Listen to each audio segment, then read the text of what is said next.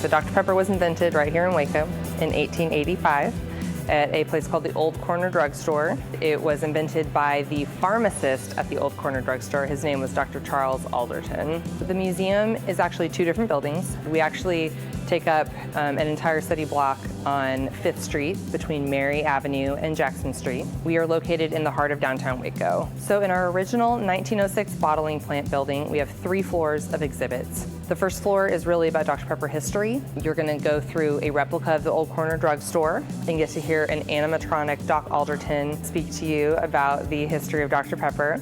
And then you'll go into our bottling room, which really has a lot of the bottling equipment that would have been used in that building, in that room, to make Dr. Pepper. The most popular exhibit at the museum is probably our artesian well. It's where they got the water for the first Dr. Peppers made in that building. Up on the second floor, we have a large temporary exhibit gallery that changes once or twice a year. And the space we're in right now is our new exhibit gallery. It opened in 2016.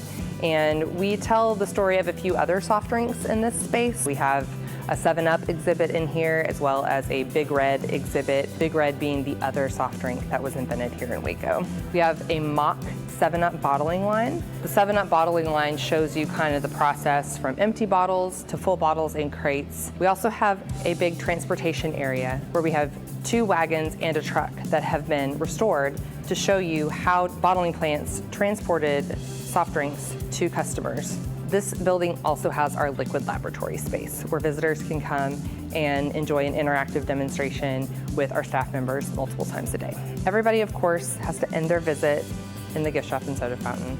Make sure you pick up your I'm a Pepper gear and get yourself a handmade Dr. Pepper float for the road. So everybody who comes to the museum who pays admission will be able to get a free Dr. Pepper at the soda fountain. Most people don't know is that the Dr. Pepper Museum is a nonprofit organization, and we rely on the revenue we get from people coming to visit us to keep our doors open and be able to do what we do. You can find more information about visiting us on our website, drpeppermuseum.com, or you can follow us at Dr. Pepper Museum on Facebook, Twitter, and Instagram.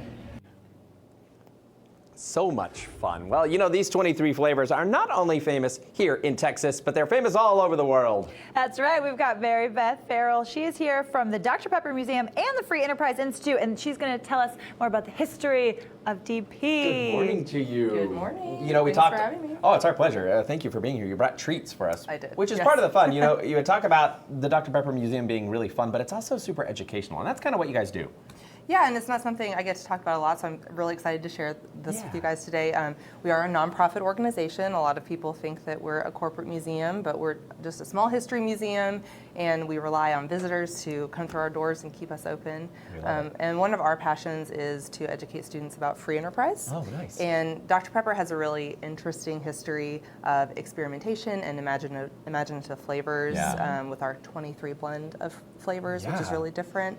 So I brought some kind of things that relate to that to share with you guys today. What are we This going to makes do? me laugh. In middle school, like this was my serving size. Like when this I is go to the I'd be Taylor's. like, Mom, I need one of the whole things. That's I right, love yeah. Dr. Pepper. We always have to talk about that with kids, right? It's like a serving size really is not glass, this. yeah. But not a 2-liter, yeah. So what do we have?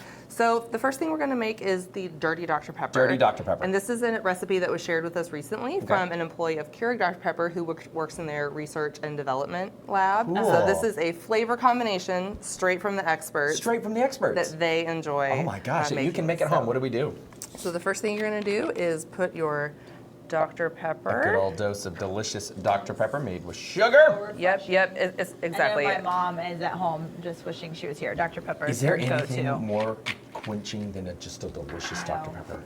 So I had to, of course, yes, get the one made with the pure cane sugar for you guys today. Pure So what cane are you sugar. adding into this? This is a coconut syrup. It is sugar-free. It is the only one that we had available, but I think it tastes just as great. But if you have a sugar-full version, It's just a syrup. So basically it's coconut flavoring. Yum syrup. What's going in and there? this is a lime Rose's syrup, lime a sweetened syrup. lime syrup. This I looks could just so drink that with just delightful. Doesn't it seem yummy? These are really great flavors together here. So we're Lime gonna- goes in there.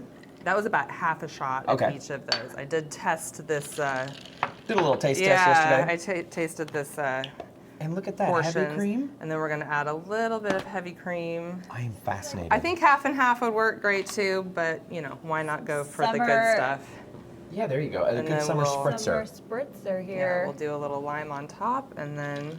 Look at this, a so dirty Dr. Pepper beautiful. straight from the source. And if either of you Trevor, guys go I do want want to to try it. try it, If you're at home with me and having a summer party, I'm probably going to throw a little bit of rum in this. It's funny how there's only one glass conveniently when it's a delicious drink.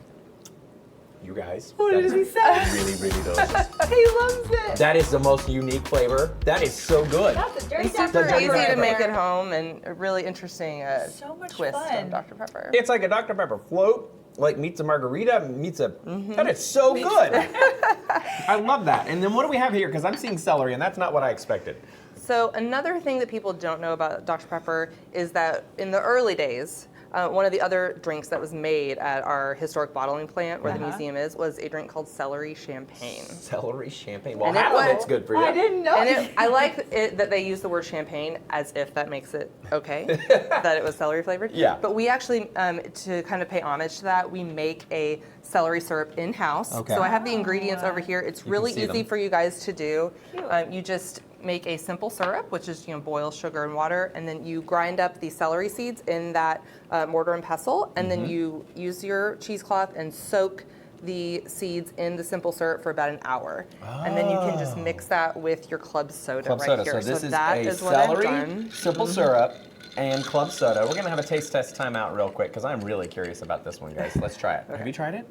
I did earlier, yes, but I want to see y'all's reaction. I like that Taylor's trying the drink. Remember, she's not trying. Sugary one. Cheated. You're trying to slip some vegetables in front of me. That's not happening.